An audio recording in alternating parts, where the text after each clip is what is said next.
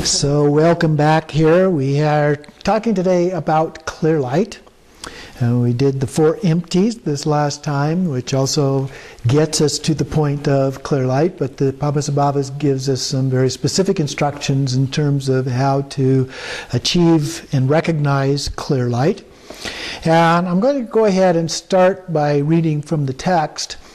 It goes into somewhat more detail than the actual practice that we're going to do, but I think it is helpful to get that background going into it. So I'm starting on page 161 if you'd like to follow along. And these are the instructions on transforming the dream state into clear light. So it's important to keep that context in mind, because we did the dream yogas, and then we did the 4 empties, but now we're integrating the emptiness that we achieve into the dream yoga as well. So he begins by saying, "For 1 month, stay in strict retreat and remain in the shade. Eat light and nutritious food and have massages and so on. Then, until the 15th day of the month, burn an oil lamp that lasts the whole night. Make Ganachakra offerings to your spiritual mentors, chosen deity, and the Dakinis, and set out a Torma ritual offering marked with flesh." That would be meat. "And have an experienced companion with you." Now, this is the beginning of what would be a dark retreat. Now, we don't teach the dark retreat in this particular class, but just to give you some context for what it is that is being referenced here. He says, "Then for the main practice, at the beginning, cultivate the spirit of awakening, thinking, and may all sentient beings throughout space achieve perfect Buddhahood.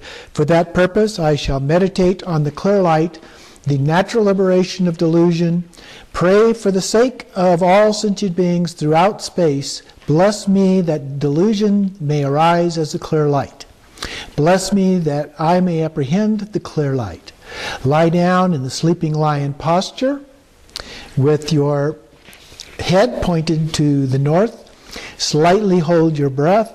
Curve your neck and steadfastly cast your gaze upwards. Focus your attention clearly and vividly on a bindu having the aspect of white light at your heart. With clear, vivid awareness of the nature of light, fall asleep, and in the dream state, the clear light will appear like the essence of limpid space, clear and empty, free of intellect," which means that we're not thinking about it conceptually. It's the direct experience here that is really important. And then he says, "A person of superior faculties is the individual who now nakedly identifies awareness." So what we're talking about, clear light is pure awareness, not awareness of something, but just the awareness itself. "The present realization of limpid deep sleep is called the clear light. The clear light of the initial transitional process occurring at the verge of death appears to all sentient beings from aphids on up." In other words, tiny insects on up, all sentient beings, animals, birds, fish, human beings, and so forth. "At that time, it will be identified like a child crawling into its mother's lap, and there is no doubt that in a single instant, the contemplation of the Dharmakaya will manifest."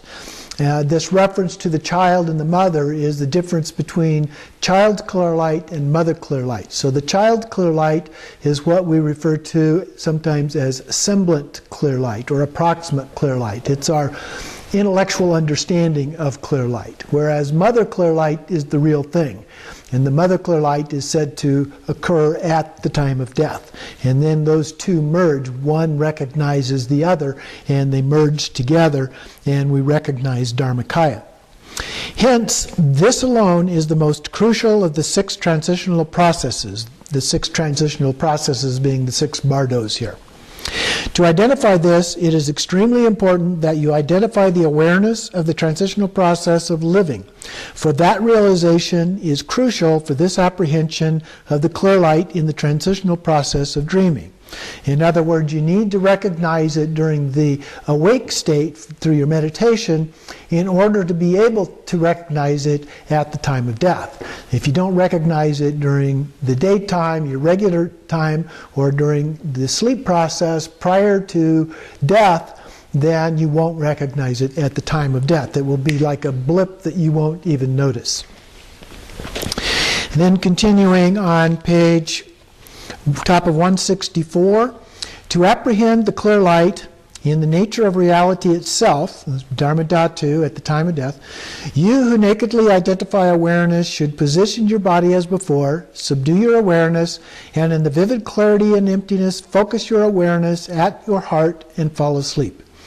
When your sleep is agitated, do not lose the sense of indivisible clarity and emptiness. When you are fast asleep, if the vivid, indivisibly clear and empty light of dream sleep is recognized, the clear light is apprehended. One who remains without losing the experience of meditation all the time while asleep, without the advent of dreams or latent predispositions, is one who dwells in the nature of clear light of sleep.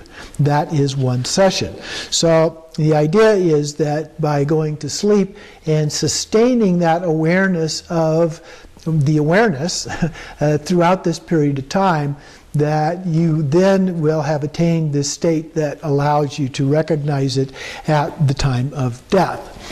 Now it is said in other teachings that the length of time that you can sustain this is an indicator of the length of time you will be able to sustain it at the time of death. So if you can do it for 3 hours, you might be able to do it for 3 hours at the time of death. If you can only do it for a few seconds, then you'll only be able to do it for a few seconds at the time of death. And then he continues at the bottom of 165. Integration with the clear light of the elements.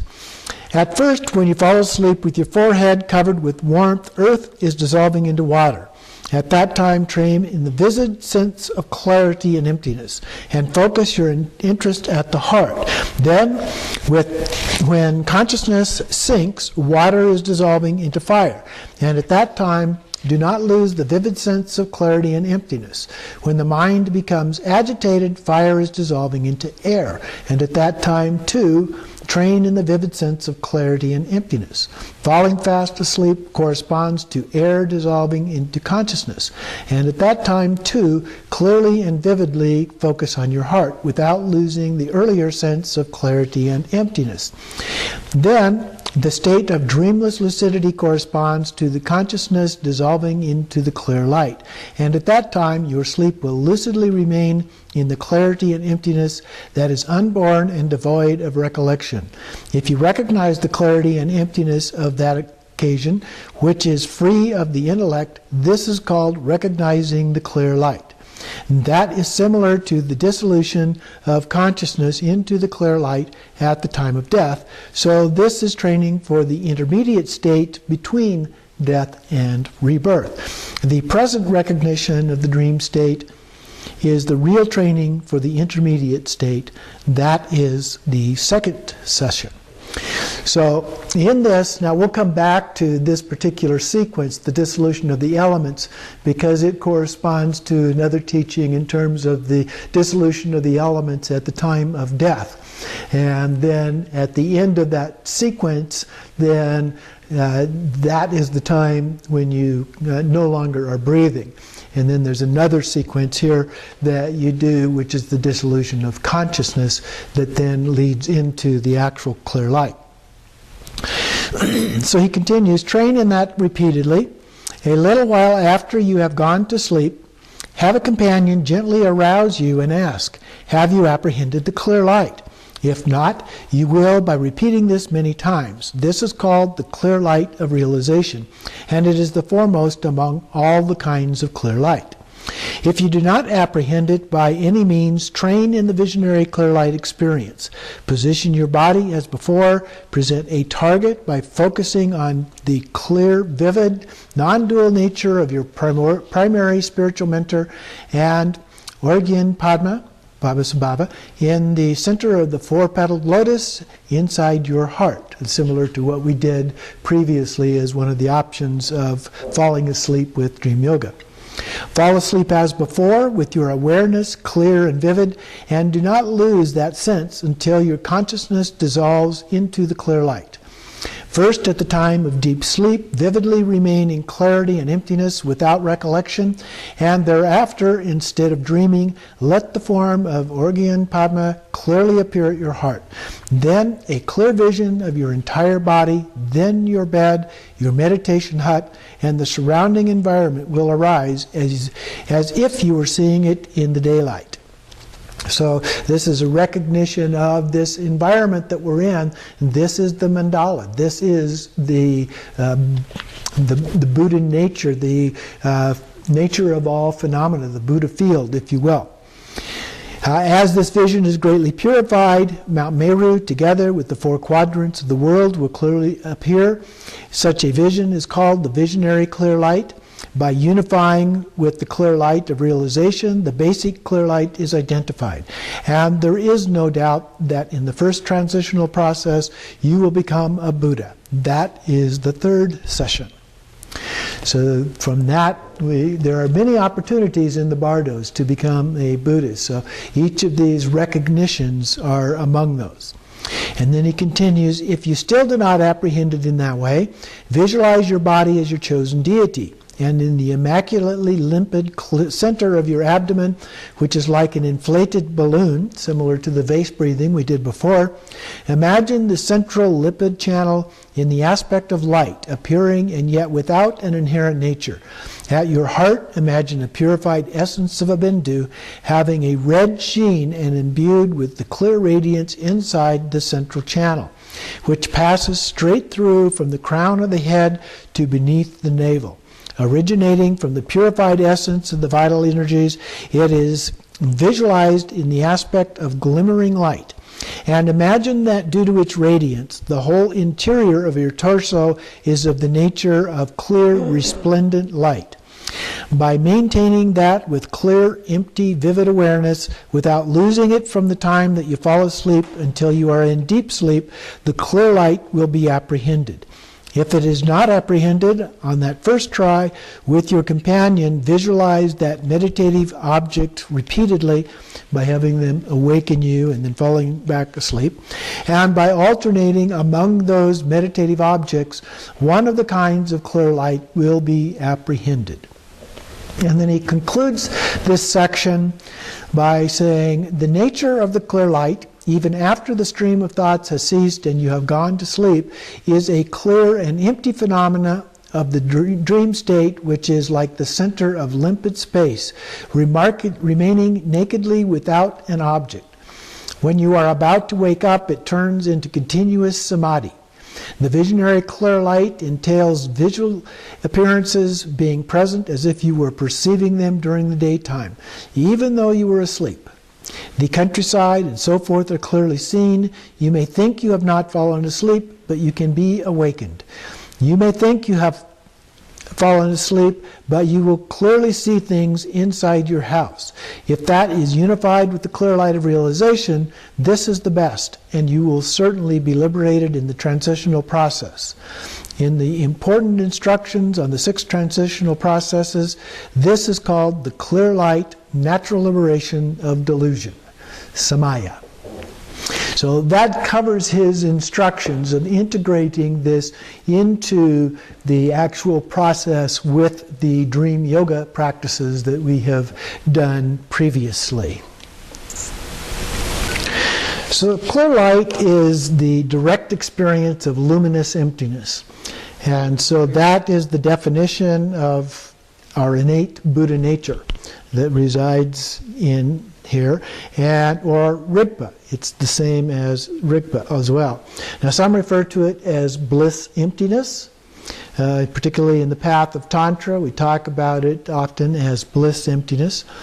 And so what we're talking about here with respect to clear light, first is referred to as semblant clear light. That's the clear light that we initially think about, that we create with our mind, if you will. And so it resembles clear light, but it's not the actual clear light. Or sometimes we talk about child clear light and mother clear light. Semblant clear light is like the child clear light. Mother clear light is like the actual clear light. And so we recognize this semblant clear light in the experience of the four empties in some case. When we did that practice this last week, at the end of that practice, sometimes you get to that place of the actual clear light, or the semblant clear light, excuse me. The actual clear light is experienced through mastery and through increasingly subtle experiences of that. Now it happens naturally in the Bardo process of dying, and so when we die, that mother clear light appears. If you've done a lot of this practice, it will be a sustained period of time and makes it much easier to recognize. If you haven't done these practices, then it's more likely that you're going to have difficulty recognizing it, if you recognize it at all. And so it's important to keep in mind that clear light is the same as pure awareness, or Rigpa. Okay? They're exactly the same thing. They're not two different things here. We can also experience it naturally in other occasions. One is going to sleep and waking. It's said that as you go to sleep, there is a short experience of actual clear light. And when waking, there is a short experience of actual clear light. And then the last one is, of course, at the time of death, we have that experience.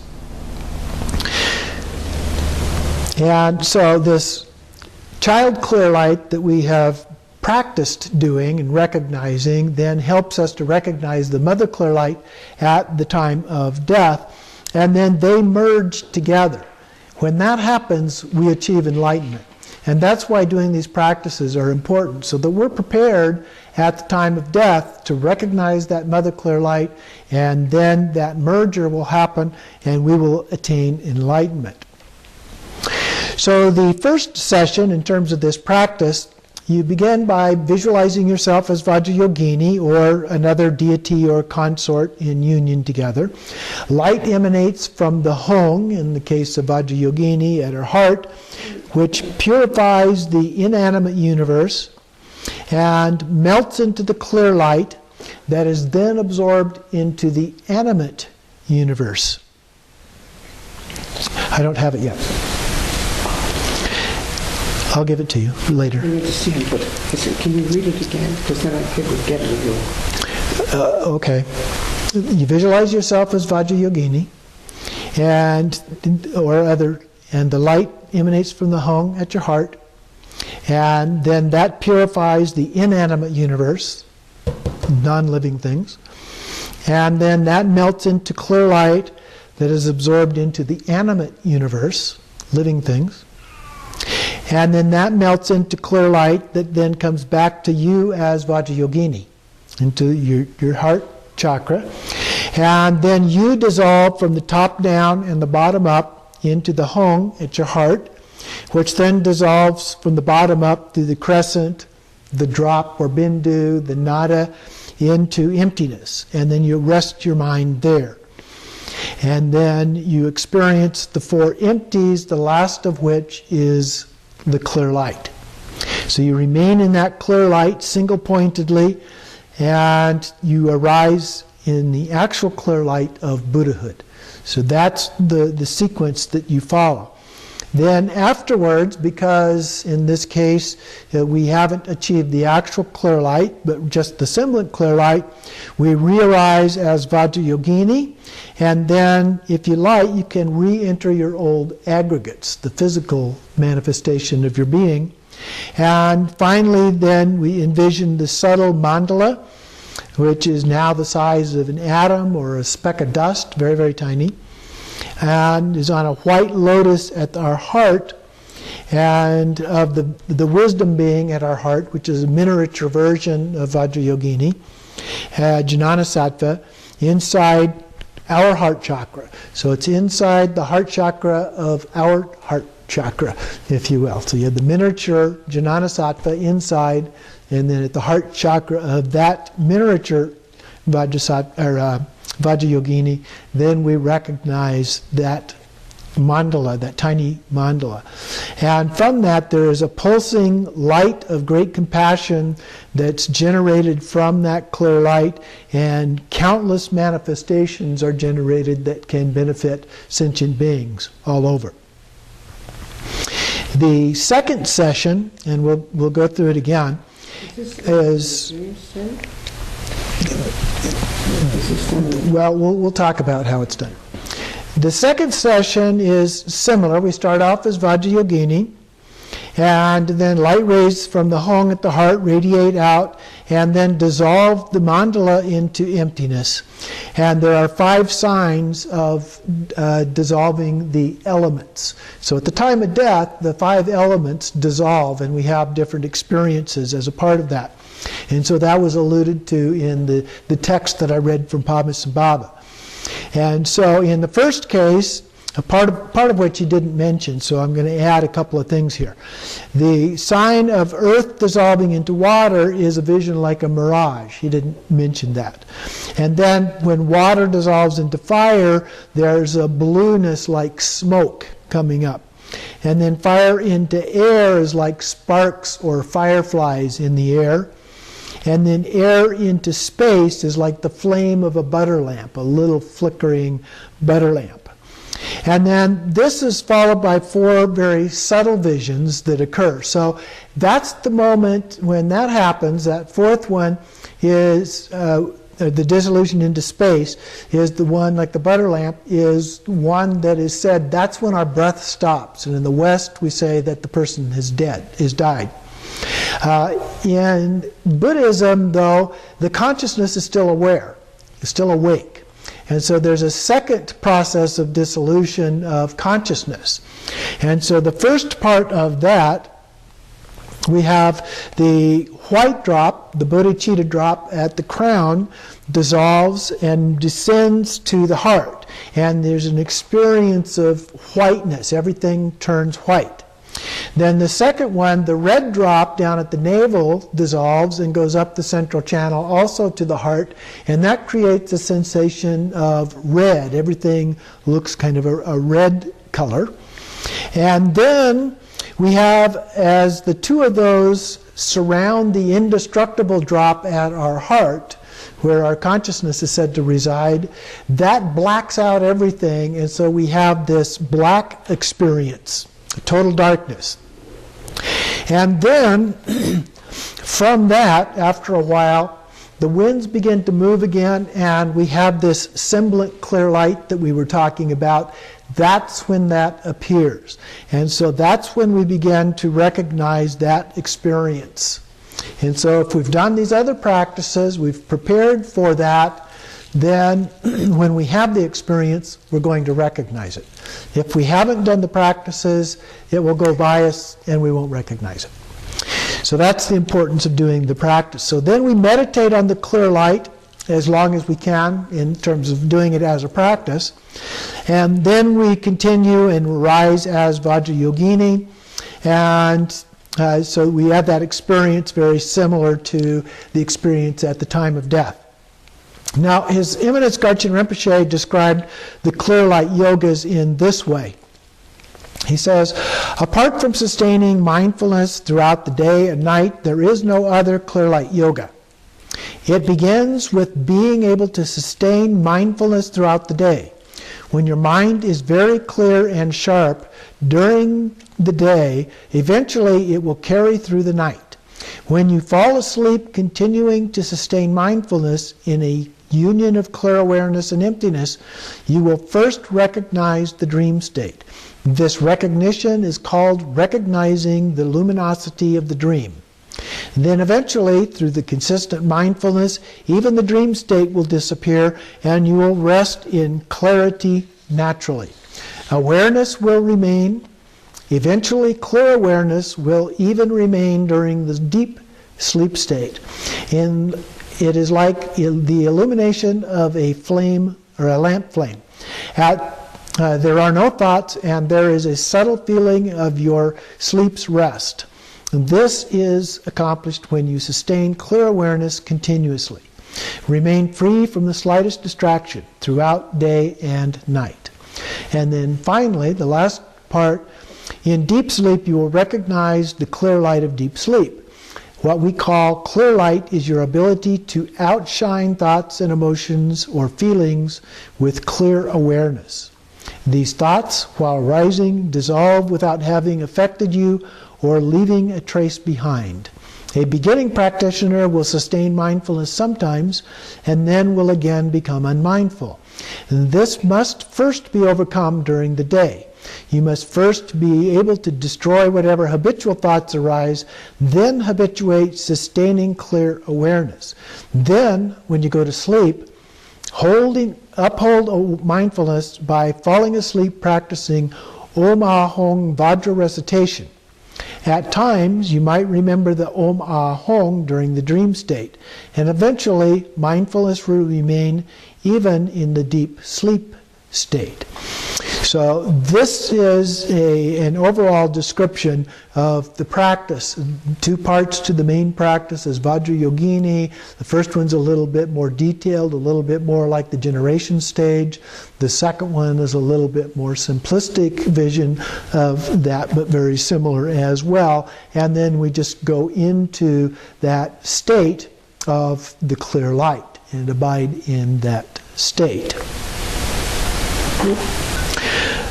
Next, let's take a look at the dissolution into clear light, then, the actual practice that we're going to do here, which is a little bit more simple. And this is based on the clear light experience, or Dharmakaya, in the natural state or truth body of a Buddha. And initially this is done as a daytime practice. And so we do it in the daytime to prepare for doing it as a part of our dream yoga practice. And so Padmasambhava explained it. The part that I read was done as a dream yoga practice, but we do it in the daytime to prepare each day for the evening practice, the nighttime practice. And so the prior experience we had with dream yoga is very important in building up and preparing us to be able to do this as a dream yoga practice.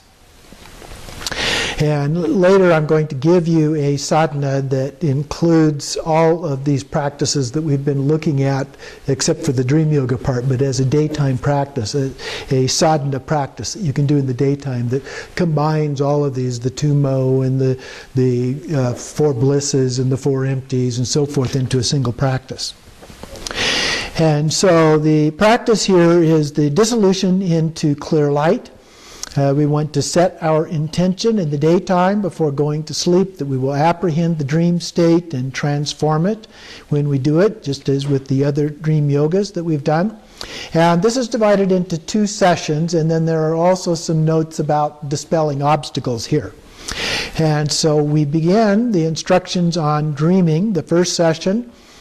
We cultivate the spirit of awakening, bodhicitta, our intention to achieve enlightenment for all beings. And then we pray, may I understand the clear light and dispel the ignorance of self and others. Then we lie in the lion posture on our right side. And then with the white bindu at our heart chakra, we pray to realize the nature of mind, which is our Buddha nature. And then clear light appears as we fall asleep, as well as when we awaken. And then between waking and dream states, right in that period of time. And so we want to be aware of that. Remember, when we fall asleep and when we wake up are 2 times when the clear light naturally appears.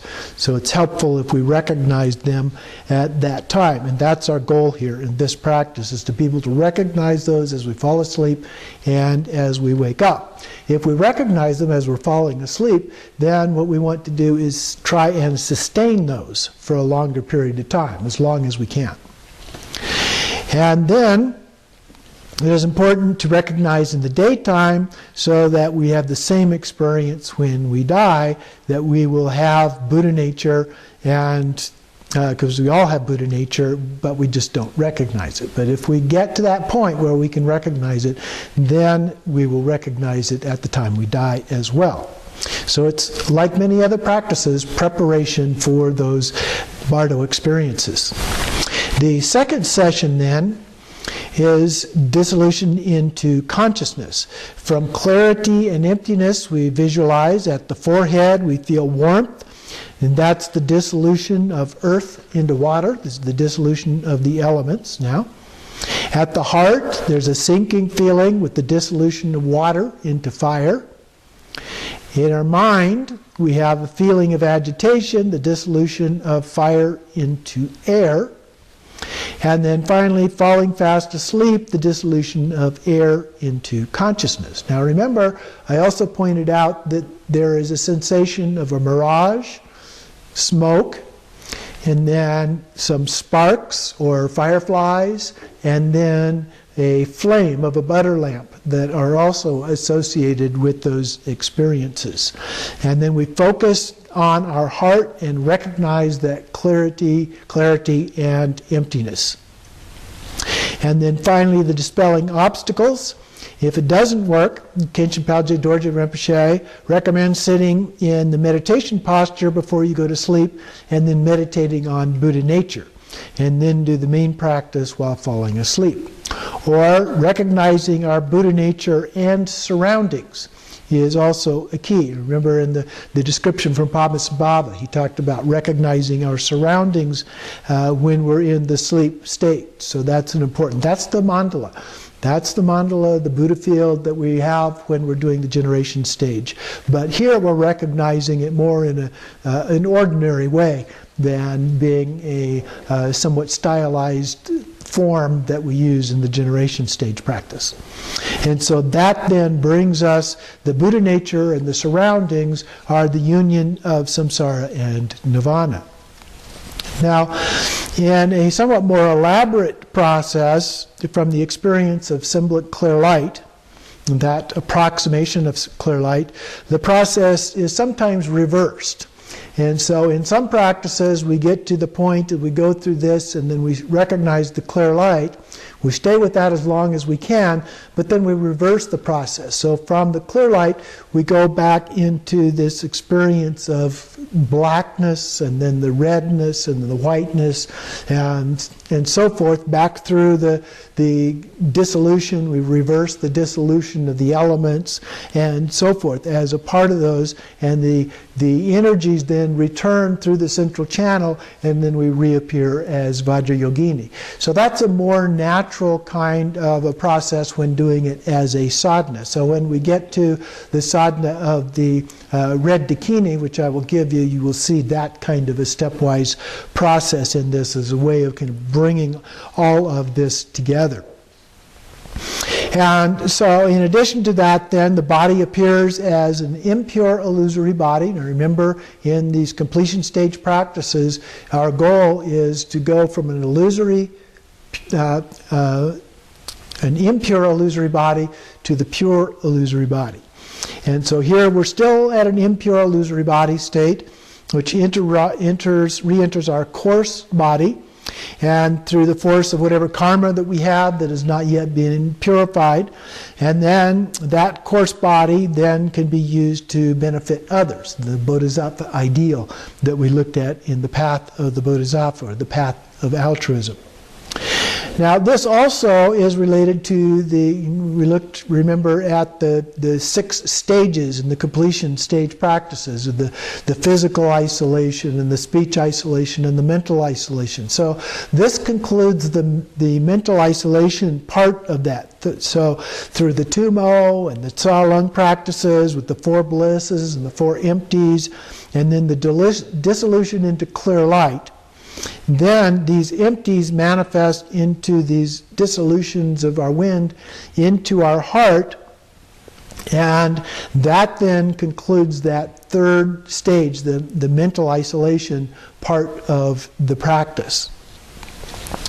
Now, I also wanted to add just a few other notes here on actual clear light and pure illusory body, because that's where we've been going with these practices, from semblant clear light to actual clear light, from impure illusory body to pure illusory body. So we're trying to go to those stages. So just a few things on that.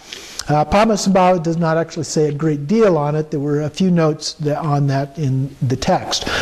After you have recognized the actual clear light, the Dharmakaya, in the previous practice, then the winds stir slightly, and again you arise, but this time as a pure illusory body, the Sambhogakaya.